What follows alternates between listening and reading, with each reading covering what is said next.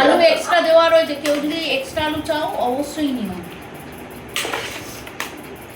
আর কারোর পাতে যদি কাঁচা লঙ্কা থাকে না খাও, আমাকে দিয়ে দিও। কাঁচা লঙ্কা তো ব্যাপক ঝাল। ব্যাপক ঝাল না, আমার মনে হচ্ছিল, কিন্তু অনেকগুলো তো লঙ্কা দিলাম, আমি পাচ্ছি না লঙ্কা। কি দেবো বাবা?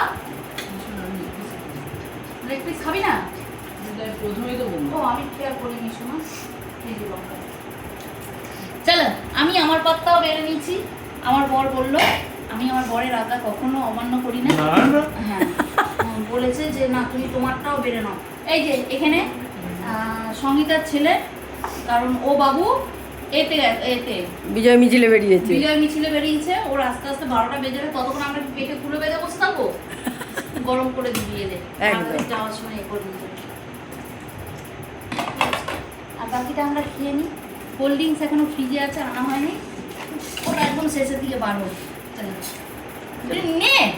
আমি ধরছি, নে একগাল খেয়ে বল কেমন হয়েছে। অপেক্ষায় আছে। আমি বুঝতে পারছি না এই পাঁচটা কার।